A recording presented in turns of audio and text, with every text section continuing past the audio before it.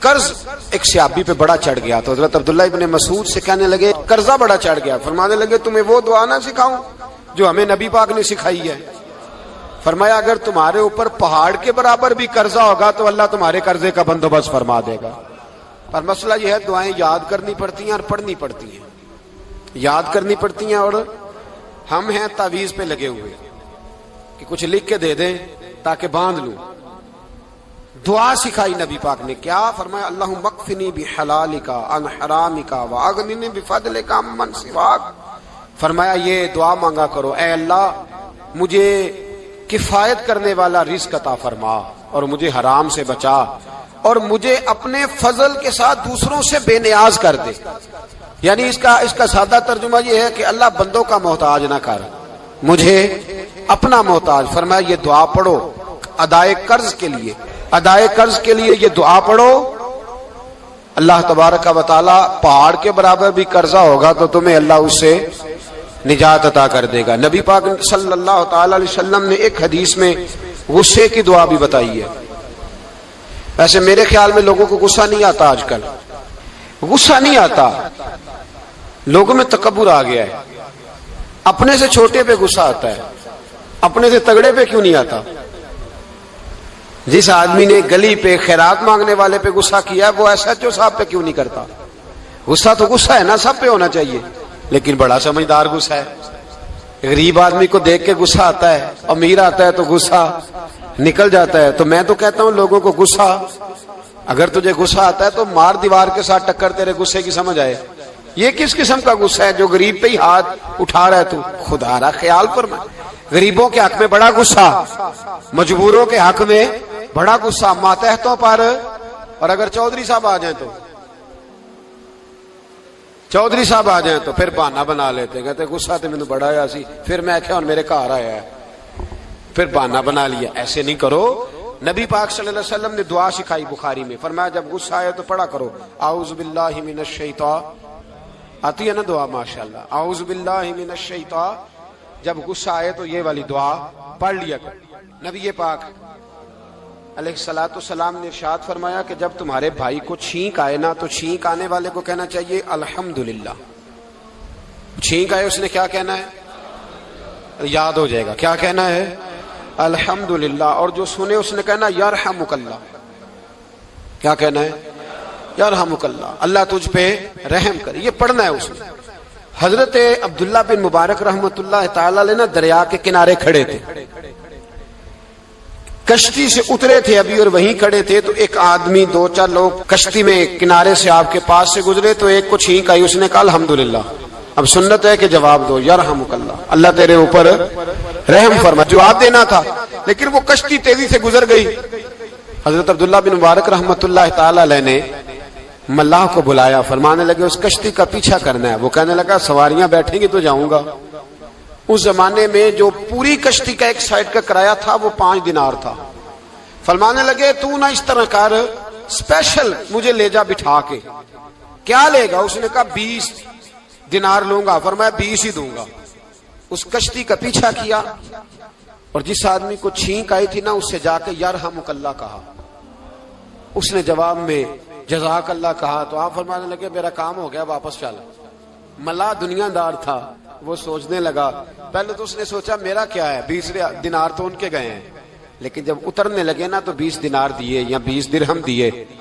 تو وہ کہنے لگا حضرت جی صرف ایک لفظ کہنے کے لیے آپ نے اتنا پیسہ خرچ کر دیا. فرمایا لفظ کہنے کے لیے نہیں, اپنے مصطفیٰ کی سنت ادا کرنے کے لیے, اپنے نبی پاک علیہ السلام کی سنت ادا کرنے کے لیے. یرحمک اللہ, اللہ تیرے اوپر رحمت کرے. کس طرح کا خوبصورت انداز سکھایا. دیکھیے ایک حدیث ترمذی شریف میں نبی پاک صلی اللہ علیہ وسلم نے فرمایا کسی بیمار کو دیکھ کے یا کسی مصیبت میں مبتلا آدمی کو دیکھ کے تم یہ دعا پڑھ لو, تمہیں کبھی وہ مصیبت نہیں آئے گی. کیسی خوبصورت دعا ہے.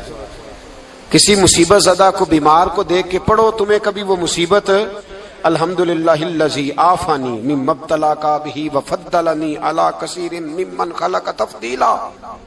اللہ تعالیٰ کا شکر ہے جس نے مجھے اس مصیبت سے عافیت دی اور اس بیچارے کو یا تجھے اللہ نے مبتلا کیا اور اللہ نے مجھے اپنی بہت ساری مخلوق پہ فضیلت دی ہے، یعنی اللہ نے مجھے بڑا اچھا رکھا ہوا ہے یار، میں تو الحمدللہ بڑا اچھا ہوں، دیکھو بیچارہ۔ یعنی یہ دعا بھی ہے اور اپنے اوپر شکر ادا کرنے کا ایک۔ اعلیٰ حضرت فاضل بریلوی رحمت اللہ تعالیٰ علیہ کو نا گلے کے اندر چھوٹی چھوٹی 2 پھنسیاں نکل آئیں، تو اس زمانے میں طاعون کا مرض پھیلا ہوا تھا۔ ایک بڑے قابل حکیم کو لایا گیا، انہوں نے چیک کر کے کہا آپ کو تو طاعون ہو گیا ہے، فرمانے لگے چل دوڑ جا، مجھے طاعون نہیں۔ اس نے کہا جناب یہ گلے پہ بنا ہوا ہے اور سب کو پتا ہے آج کل پھیلا ہوا۔ فرمایا سب کو ہو سکتا ہے، مجھے نہیں ہو سکتا۔ کیوں؟ فرمانے لگے ایک بندے کو طاعون ہوا تھا تو میں نے اسے دیکھ کے وہ دعا پڑھ لی تھی جو نبی پاک نے بتائی ہے، لہذا حضور کا فرمان ہے تو مجھے ہر بیماری آ سکتی ہے پر یہ بیماری آ سکتی۔ وہ شخص کہنے لگا جی منہ میں بھی گلٹیاں چلی گئی ہیں، کھول نہیں رہا، کیا ہوگا؟ اعلیٰ حضرت نے کالی مرچ منگوائی، اسے پیس کے زبان کے نیچے رکھا تو ساری بیماری دور ہو گئی۔ فرمانے لگے بلاؤ نا ذرا اس حکیم کو جو کہتا تھا طاعون ہو گیا ہے، وہ تو صحیح ہوتا ہی نہیں اتنی جلدی۔ فرمایا ہر چیز بدل سکتی ہے پر میرے نبی کا فرمان نہیں بدل سکتا، میرے رسول پاک علیہ السلام کا فرمان نہیں بدل سکتا۔ تو عزیز دوستو، نبی پاک، اب بڑی خوبصورت بات آئی، ساری خوبصورت تھی، بڑی پیاری بات آئی۔ دنیا میں سب سے حسین چہرہ اللہ نے اپنے رسول کو عطا فرمایا ہے۔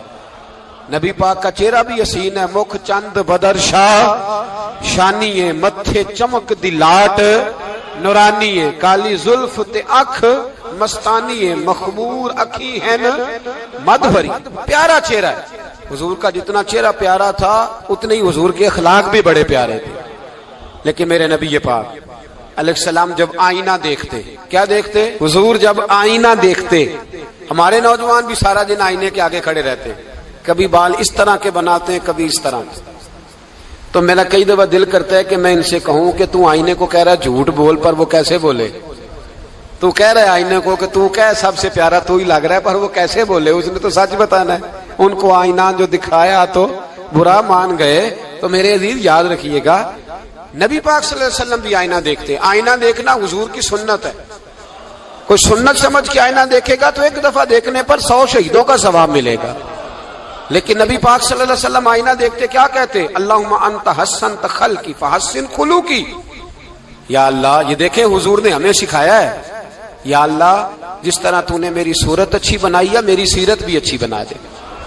یہ ہمیں سکھانے کے لیے دعا، یا اللہ جس طرح صورت اچھی بنائی ہے، جس طرح تو کہتا ہے نا اس دفعہ اس وقت دیکھ لو کپڑوں پہ کوئی داغ نہیں، تو دعا کیا کر باطن کے بھی اللہ داغ دور فرما دے، یہ والا سارا معاملہ بھی ٹھیک ہو جائے۔ آخر کی طرف آتا ہوں، فرمایا جب کھانا کھانے لگو تو دعا مانگو، اور ایک روایت میں فرمایا یہ دعا پڑھ لو، کھانے میں زہر بھی ہوگا تو تم پہ اثر نہیں کرے گا۔ کھانے پہ ایسے میں بڑی تکلیف سے کہتا ہوں کہ آج بھی ہمیں کہنا پڑتا ہے کہ بہت سارے لوگ ایسے ہیں جو ابھی بھی کھانے سے پہلے بسم اللہ نہیں پڑھتے۔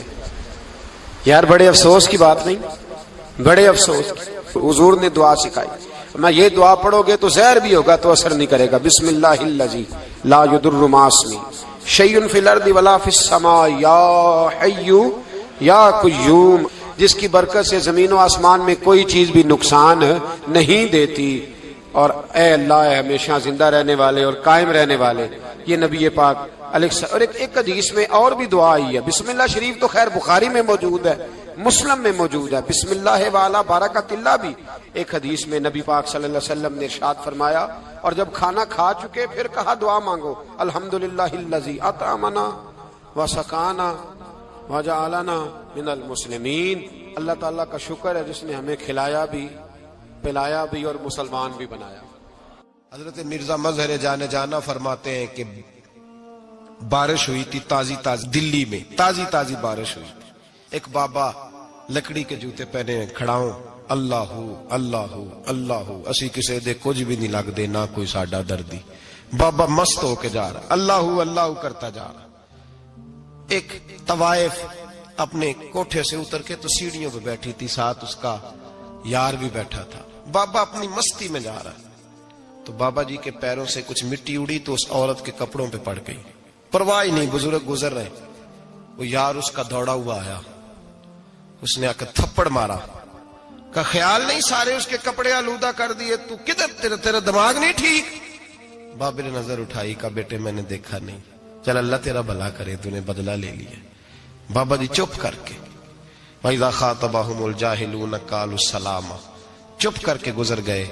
ठंड का मौसम था, बारिश ताजा हुई थी, हलवाई दूध काढ़ रहा था, उसने बिठाया बाबा जी को फट्टे पे, प्याला पकड़ा, दौड़ के आगे बढ़ा, बुजुर्ग आ गए, आइए बैठिए। दूध का गरम गरम प्याला शक्कर डाल के दिया, बाबा जी ने दूध पिया, फिर नजर झुकी, फिर रंग बदला, कहने लगे मालिक तू कितना बेनियाज है, कहीं थप्पड़ मरवाता है, कहीं दूध पिलाता है, तेरी बेनियाजी है ना, उधर थप्पड़ मरवाया, यहाँ दूध पिलाया, तू ही जानता है तेरे रंग क्या है। अभी बाबा वहीं बैठा था, दौड़े आए पीछे से लोग, शोर हुआ, बाबे को दबोच के वहां ले गए जहां उस नौजवान ने थप्पड़ मारा था। कहा तू अल्लाह का बंदा है, अल्लाह के बंदे बद्दुआ तो नहीं देते।